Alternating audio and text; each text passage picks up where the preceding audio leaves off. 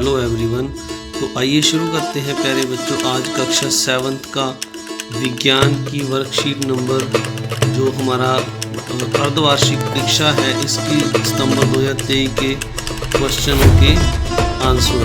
तो सबसे पहले हमारे पास यहाँ पर है क्वेश्चन नंबर 1 से 10 तक सही प्रश्नों के सही उत्तर पर टिक का निशान लगाइए। तो पहला प्रश्न है सहजीवी संबंध किस में पाया जाता है?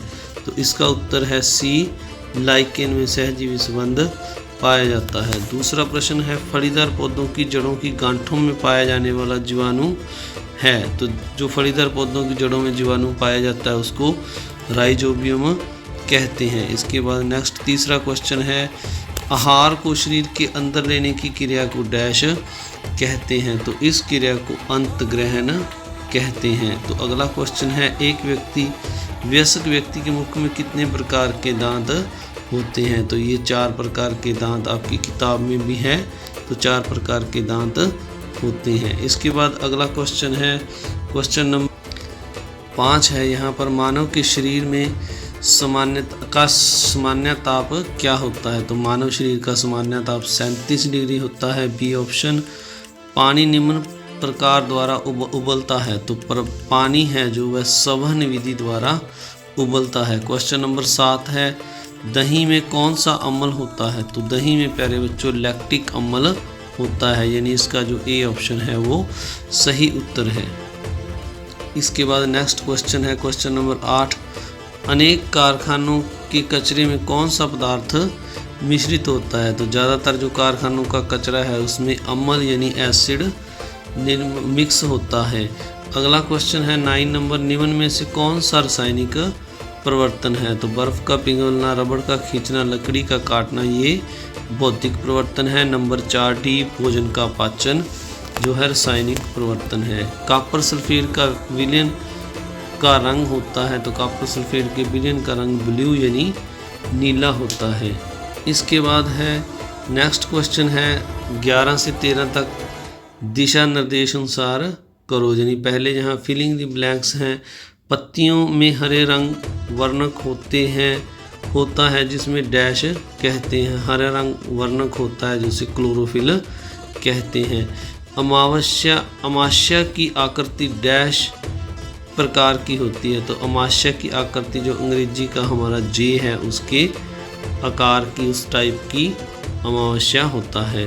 ताप को डिग्री 13 नंबर है ताप को डिग्री डैश में मापते हैं। तो ये हम इसे सेल्सियस में मापते हैं। अगला क्वेश्चन है यहाँ लिखा हुआ है क्षारक को छूने में साबुन की तरह चिकने होते हैं। तो क्षारक साबुन की तरह चिकने होते हैं। सत्य है लोहे को जंग लगना भौतिक परिवर्तन है, ये असत्य है क्योंकि लोहे को जंग लगना रासायनिक परिवर्तन है।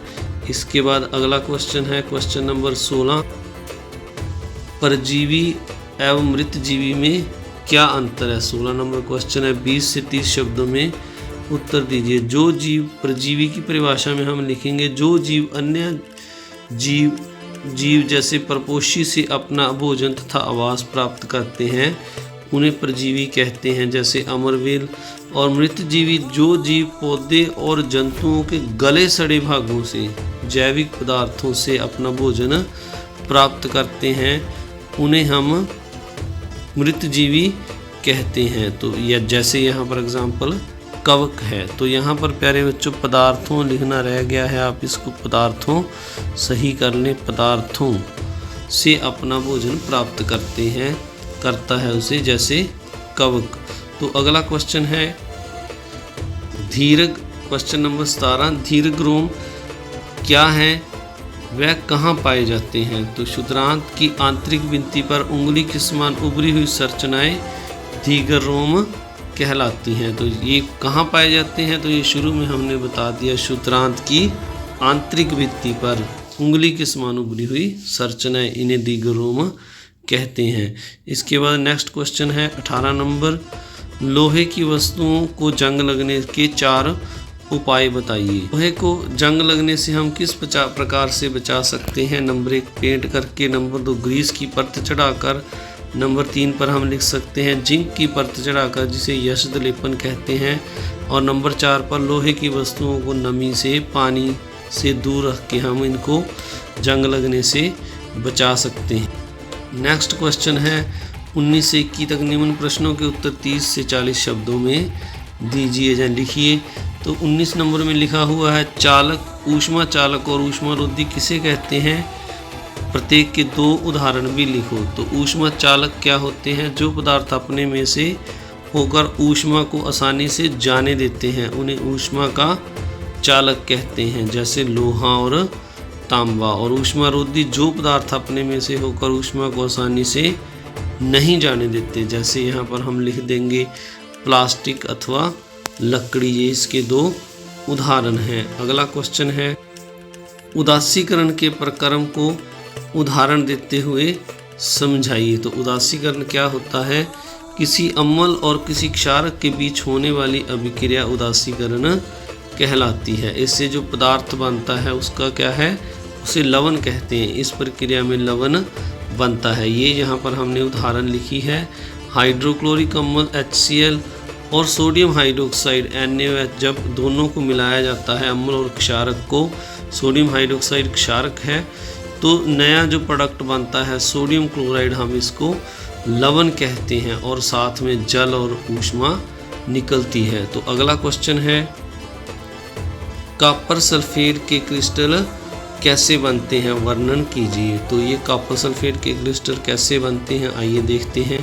तो इसके लिए हमने कॉपर सल्फेट के क्रिस्टल के लिए क्या करना है? एक कांच के एक बीकर में लगभग आधा कप पानी लीजिए। पानी में कुछ बूंदें तनु सल्फ्यूरिक अम्ल की डालिए। जल को गर्म कीजिए। जब जल उबलना आरंभ कर दे तो धीरे धीरे इसमें कॉपर सल्फेट का चूर्ण निरंतर विलोडित करते हुए मिलाइए। कॉपर सल्फेट का चूर्ण मिलाना तब तक जारी रखें जब तक कि उसमें और अधिक मात्रा में कॉपर सल्फेट को घोलना संभव ना हो। तो पानी में कॉपर सल्फेट को तब तक घोलते रहना है जब तक वह घुलना बंद ना हो जाए। फिर विलयन को फिल्टर पेपर की सहायता से छान लें और इसे ठंडा होने दें। जब विलयन ठंडा हो रहा हो तो इसे हिलाया डुलाया नहीं जाना है। कुछ समय बाद विलयन को देखें। कॉपर सल्फेट के क्रिस्टल धीरे धीरे बीकर के पेन्ने में बनने लगते हैं।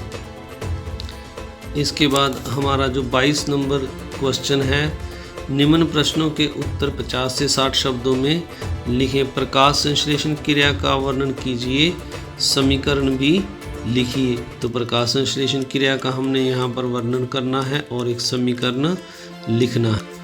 तो ये देखिए प्यारे बच्चों, प्रकाश संश्लेषण की क्रिया किसे कहते हैं? हरे पादप में खाद्य संश्लेषण प्रकाश संश्लेषण की क्रिया द्वारा होता है। तो पौधे जो अपना भोजन बनाते हैं वो प्रकाश संश्लेषण की क्रिया के द्वारा होता है। प्रकाश संश्लेषण क्या होता है? प्रकाश संश्लेषण के दौरान पत्ती की क्लोरोफिल युक्त कोशिकाएं, जो पत्तियों में क्लोरोफिल होता है, सूर्य के प्रकाश की उपस्थिति में कार्बन डाइऑक्साइड और मृदा से जल लेकर कार्बोहाइड्रेट का संश्लेषण करते हैं, यानी अपना भोजन बनाते हैं। इस प्रक्रम को हम प्रकाश संश्लेषण अथवा खाद्य संश्लेषण कहते हैं।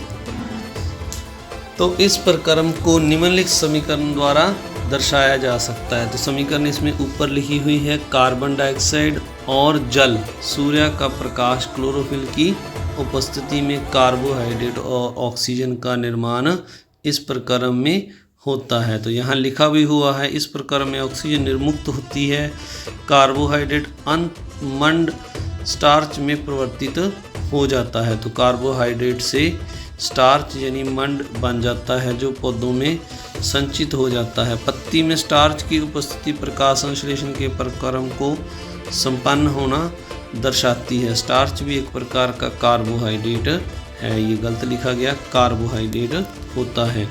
तो अब इसके बाद अगला क्वेश्चन है, मानव का श्वसन तंत्र का चित्र सहित वर्णन कीजिए। तो मानव का श्वसन तंत्र बनाना है आपने यहाँ पर और उसका वर्णन करना है। थोड़े से शब्दों में हम उसका वर्णन भी करेंगे।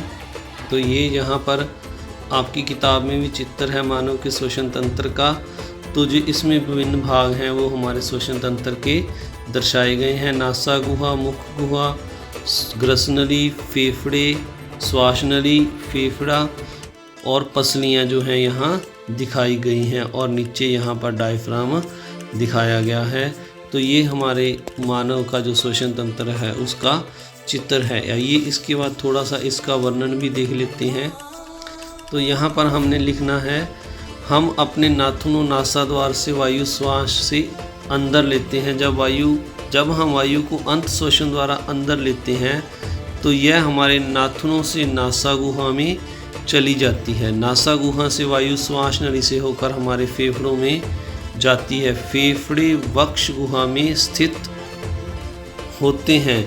वक्ष गुहा पार्श्व में पसलियों से घिरी रहती है। एक बड़ी पेशिया परत जो डायफ्राम कहलाती है वक्ष गुहा को आधार प्रदान करती है। श्वसन में डायफ्राम और पसलियों से बने पिंजर की गति सम्मिलित होती है। तो इसमें हमने कार्यविधि के साथ साथ जो हमारा श्वसन तंत्र है उसके कुछ भागों को भी बताया है। तो इस तरह आपने इस जो है क्वेश्चन पेपर को अपनी कापियों पर लिखकर एक बार इसकी प्रैक्टिस याद करना है पुनः द्वारा।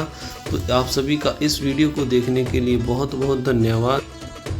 जो इस चैनल पर नए हैं उन्होंने प्लीज़ इस चैनल को सब्सक्राइब ज़रूर करना है, इस वीडियो को लाइक करना है और अपने दोस्तों मित्रों में शेयर भी ज़रूर करना है। आप सभी का बहुत बहुत धन्यवाद। Thank you very much.